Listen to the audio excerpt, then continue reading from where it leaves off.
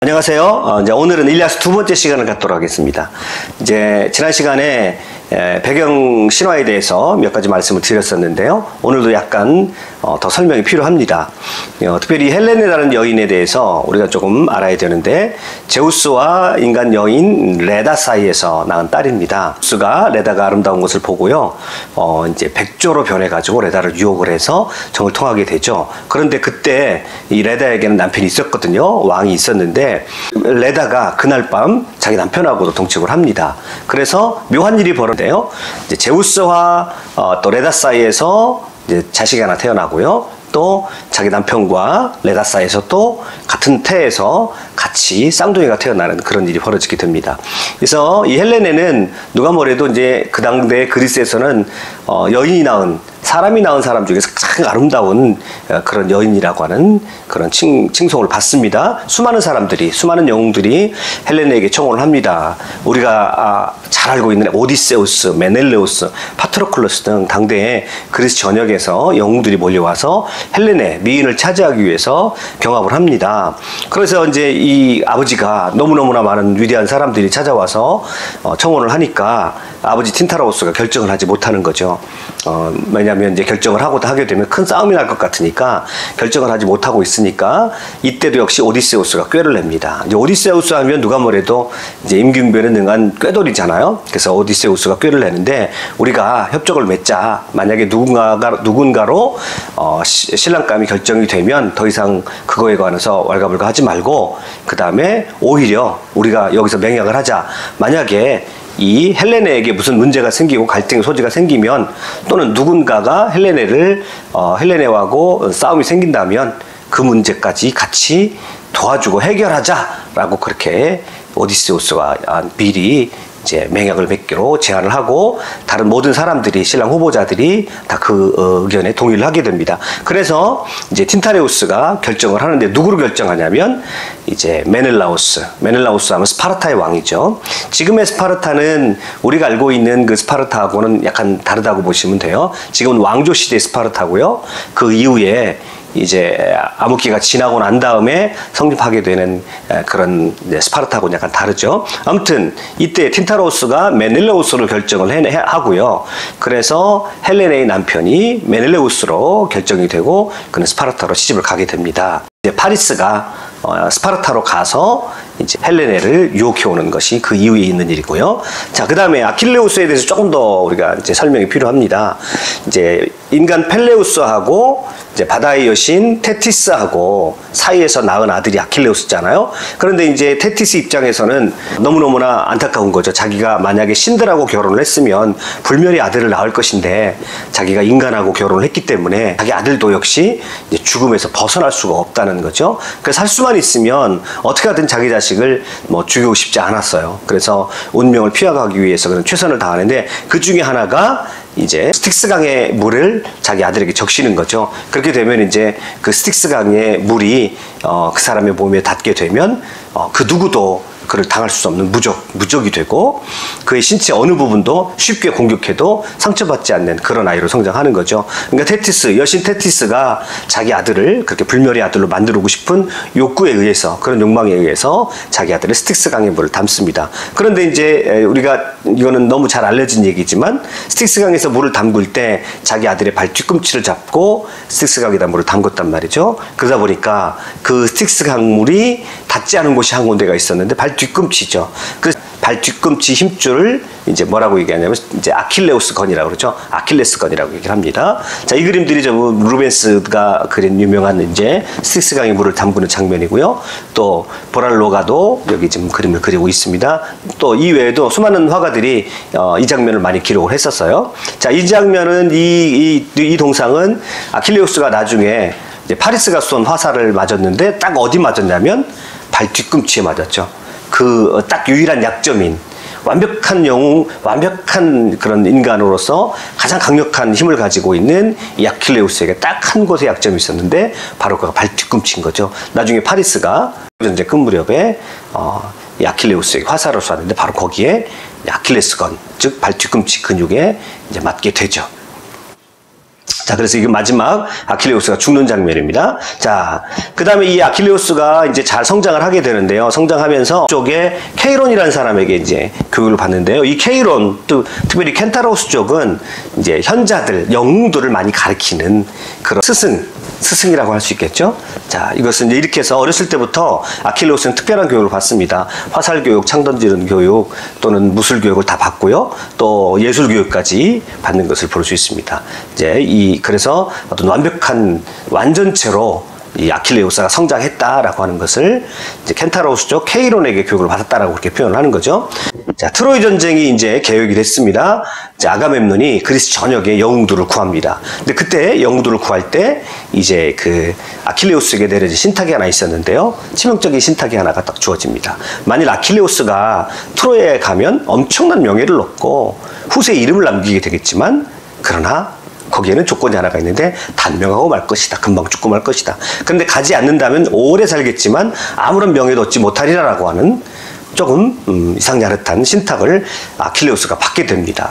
자, 이러나 아킬레우스가 이런 신탁을 받게 되니까 그의 엄마는 테티스 여신입니다. 테티스 여신이 자기 아들이 죽을 운명이라는 사실을 알게 되고, 그래서 가지 말라고 좀 자기 아들을 이제 말리는 그런 장면입니다. 그래서 테티스는 자기가 억울하게 생각을 했어요. 억울하게 생각한 면이 뭐냐면, 자기가 신하고 결혼했으면 제우스를 능가할 수 있는 그런 자식을 낳을 수가 있는데, 그런데 인간하고 결혼했기 때문에 인간은 늘 죽어야 된단 말이죠. 그런데 그에게 신탁이 내렸어요. 신탁이 내렸는데 트로이 전쟁에 참가하면 일찍 죽는다는 거죠. 그렇지만 불멸의 명성은 얻는다라고 하는 그런 신탁이 주어졌기 때문에 안타깝게 생각을 하죠. 그래서 살 수만 있으면 이 아킬레우스를 전쟁에 참여시키고 싶어 하지 않습니다.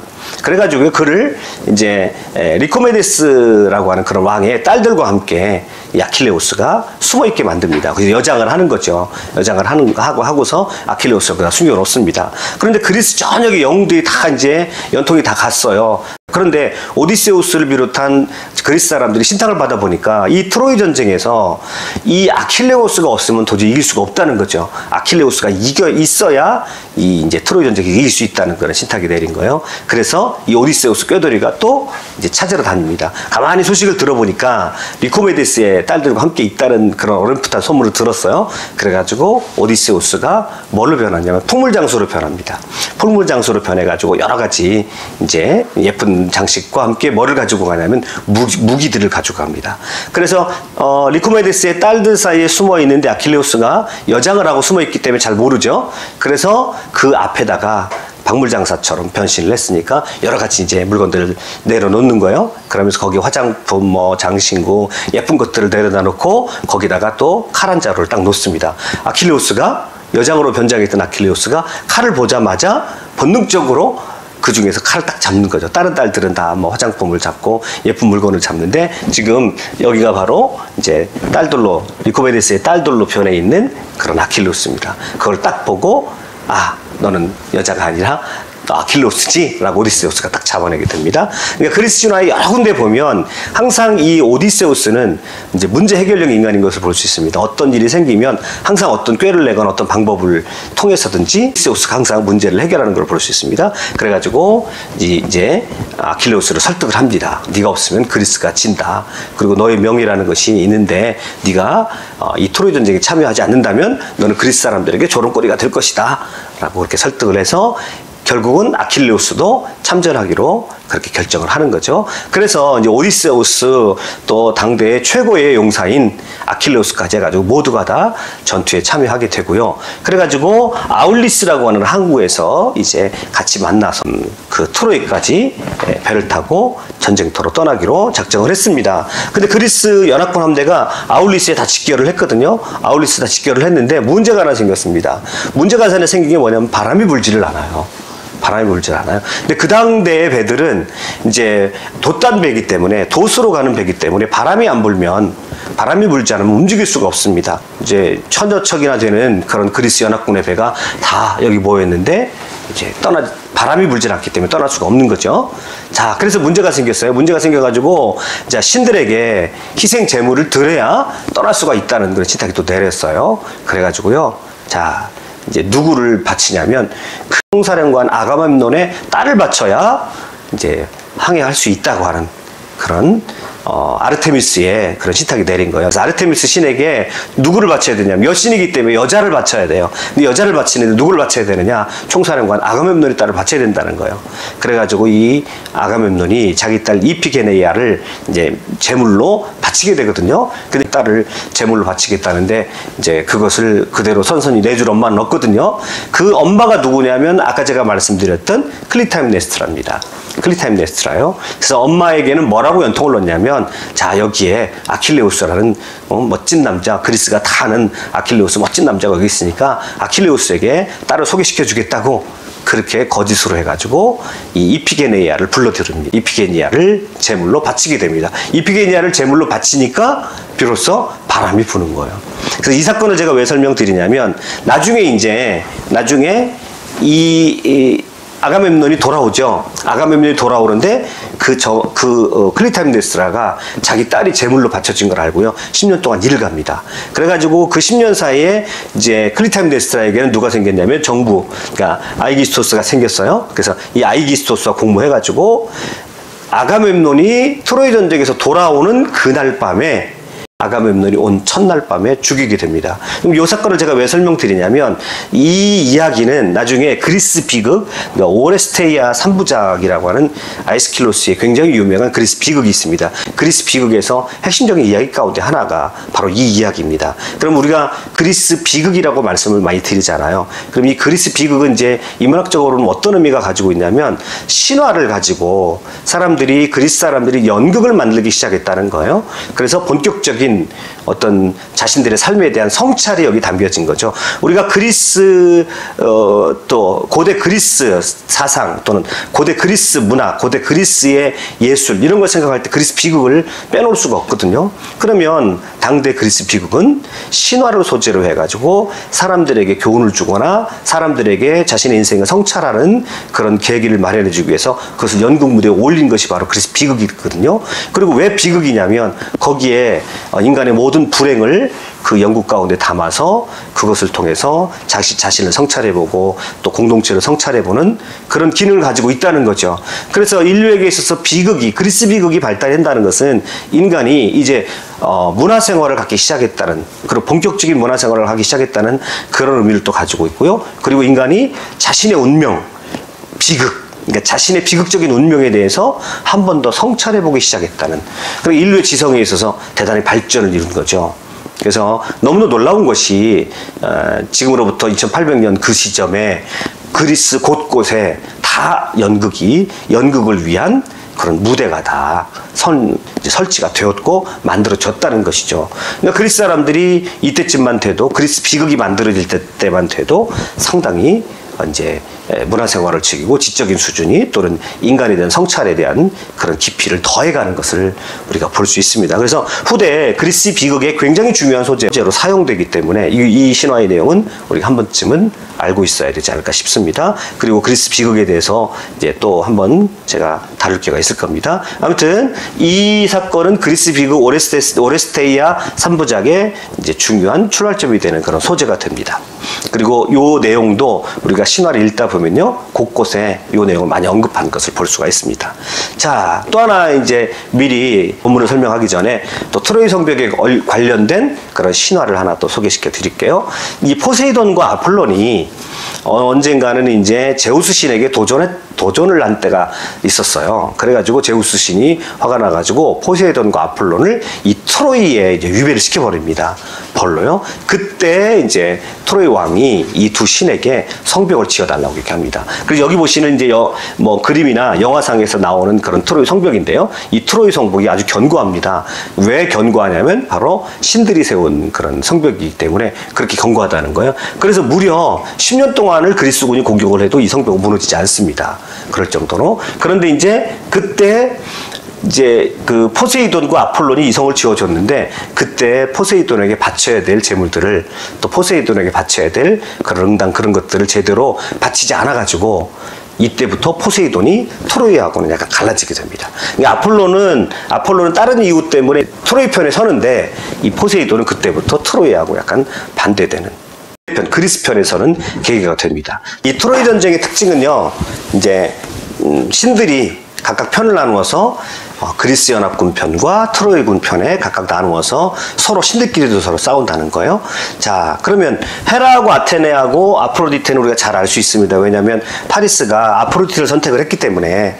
그래서 아프로디테가 가장 아름다운 미인이라고 그렇게 선택을 했죠. 그래서 아프로디테 편에 들었기 때문에 당연히 아프로디테는 트로이군 편에 듭니다.